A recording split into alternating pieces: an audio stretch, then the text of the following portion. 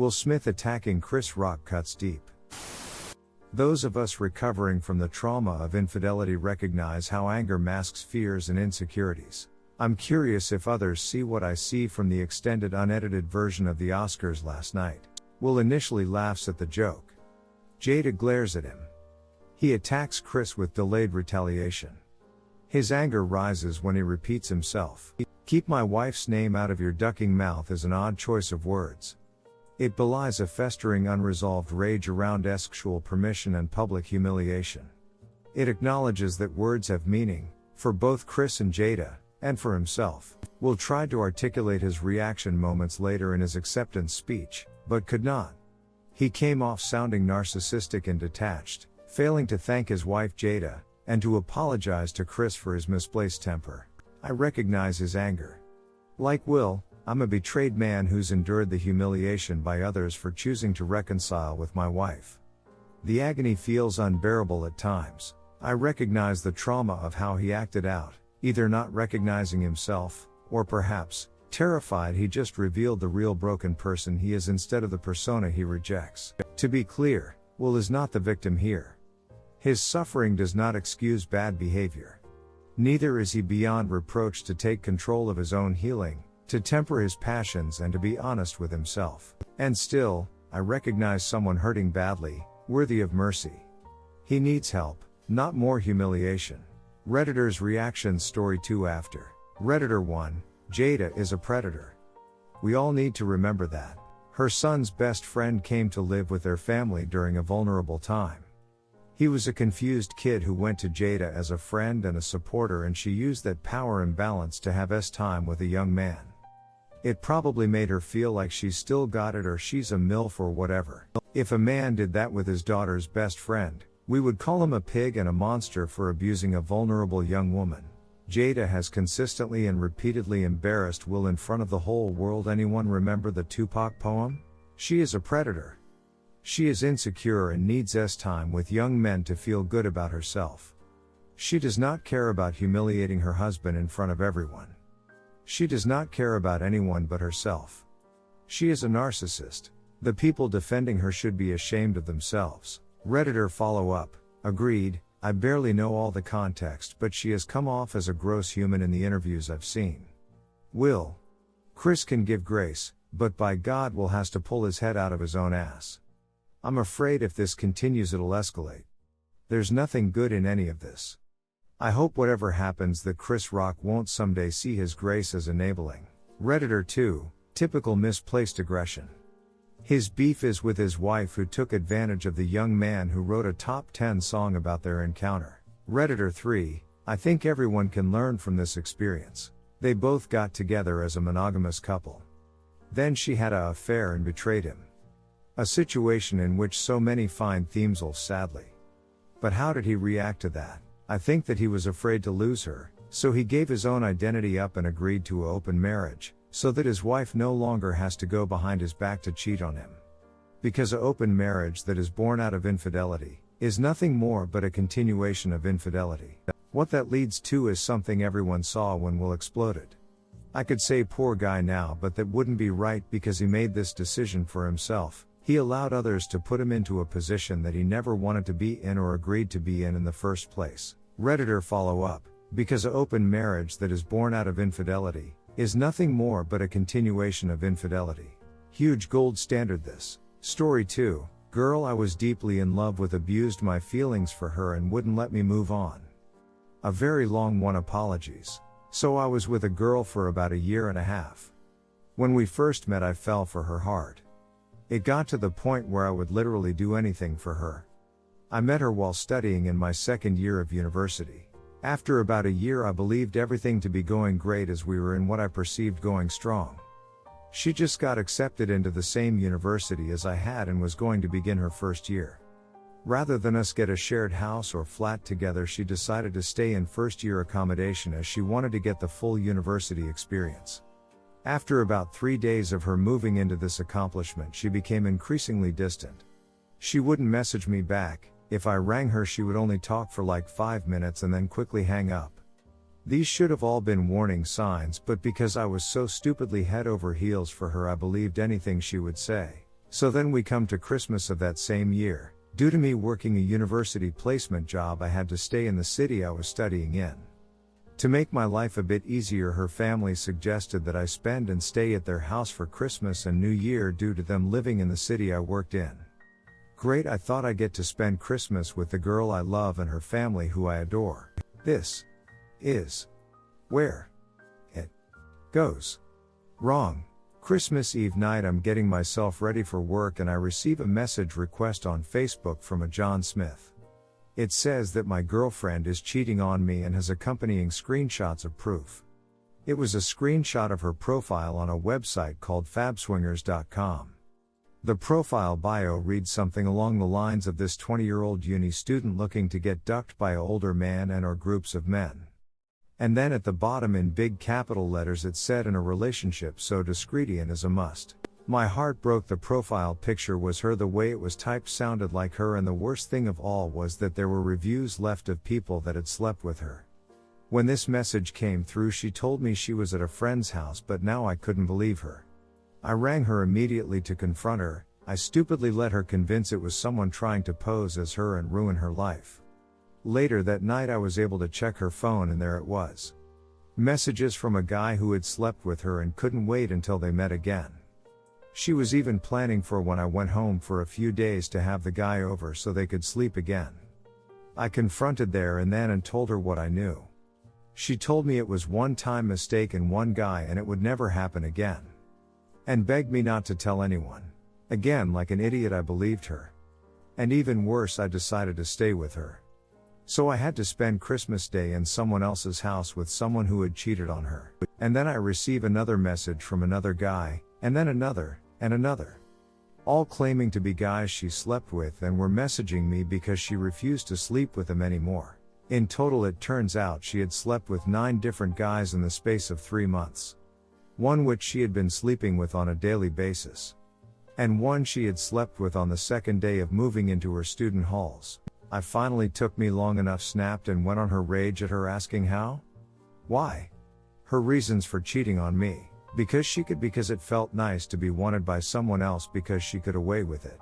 And why she didn't tell me? Because she didn't want to lose me, because she didn't want anyone else to have me, because she knew I would get upset. I washed her hands of her by this point. It nearly killed me. I was so close to ending everything because of what she had done. I had grown so close and attached to her, and she broke every bit of will that I had in my body. When I tried to move on, she would message me asking if I was okay, or would try and accuse of me moving on too quickly and not taking her feelings into consideration. I have not heard from her for a number of years, and I would honestly not care if I did. I've not fully trusted someone since. And I don't think I will for a long time. If you read all this, I greatly appreciate it. Thank you. Redditor's reaction. Story 3 after. Redditor 1, if this story is true, you dodged a bullet. She's a lowlife. A walking virus. I heard a lot of trashy stories, but this one tops them all so far. Redditor 2, exposed to her family and friend. Redditor 3, or are you the one who don't want to move on? Op answer, at first I was. I didn't want to let go, so I kept clinging on.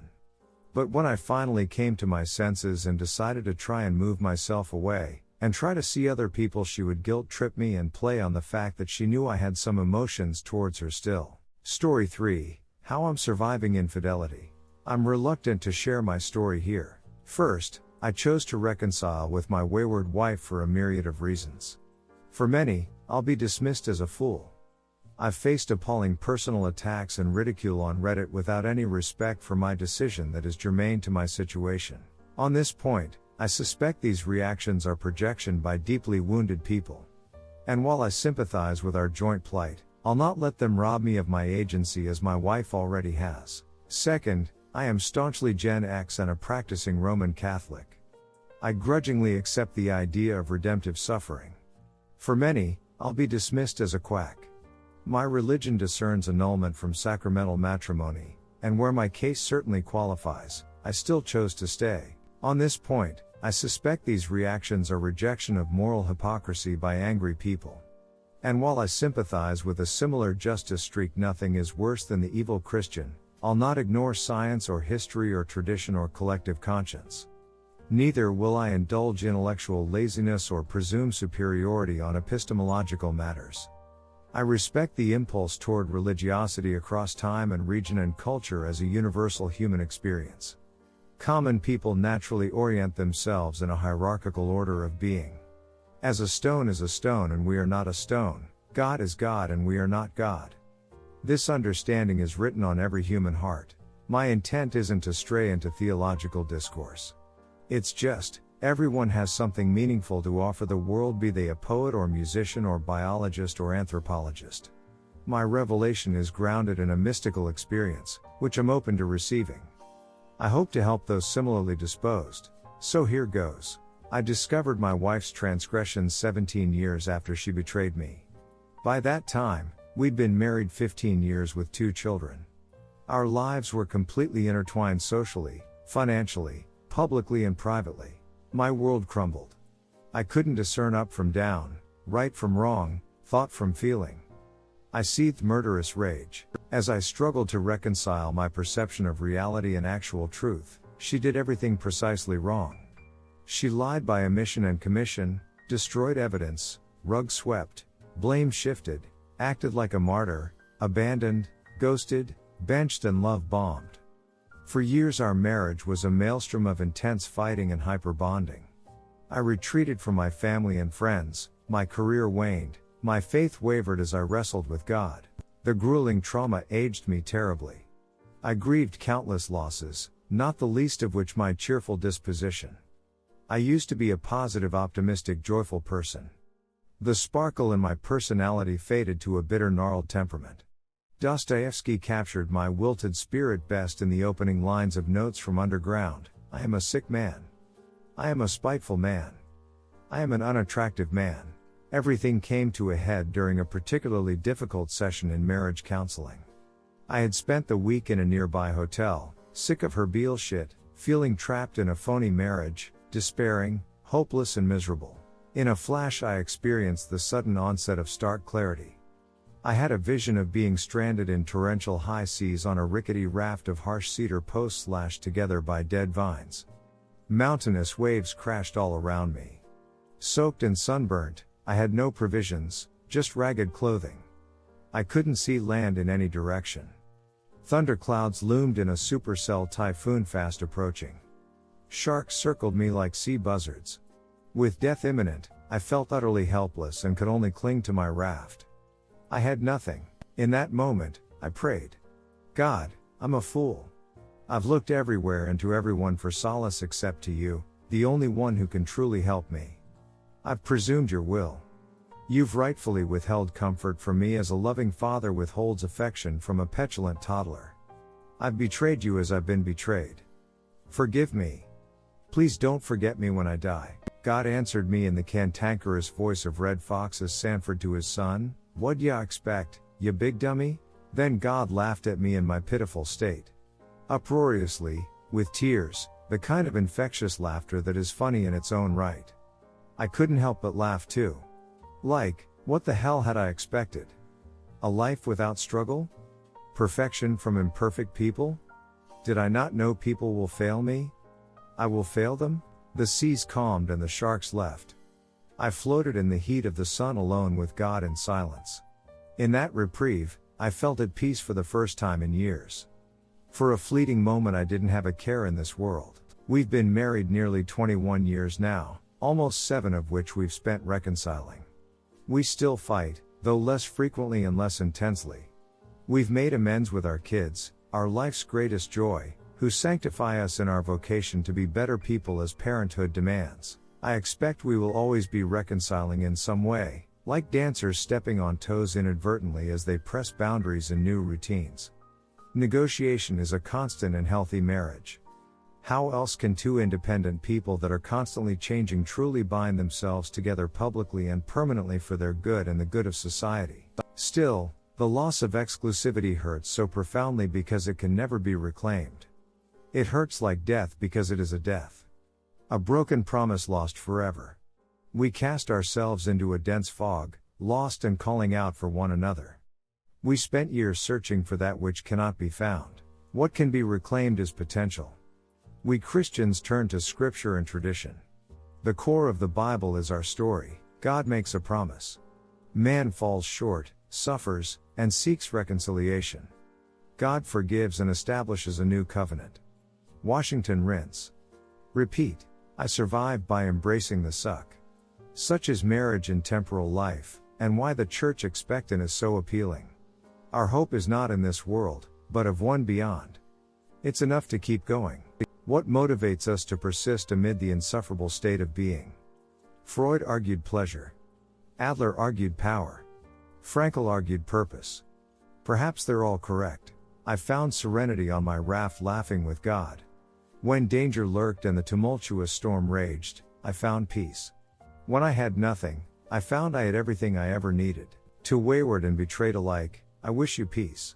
Redditor's reactions. Redditor 1. According to the Bible, cheating is one of the few reasons to divorce your wife. Redditor follow up. Yup, in the situation of sexual infidelity, the Bible allows you to divorce your wife. Redditor 2. A very literate discourse on your internal life, but not a word on what you and she actually did to turn her attitudes around and reconcile. Op answer. I'm quite active in this sub with specific advice and scores of comments.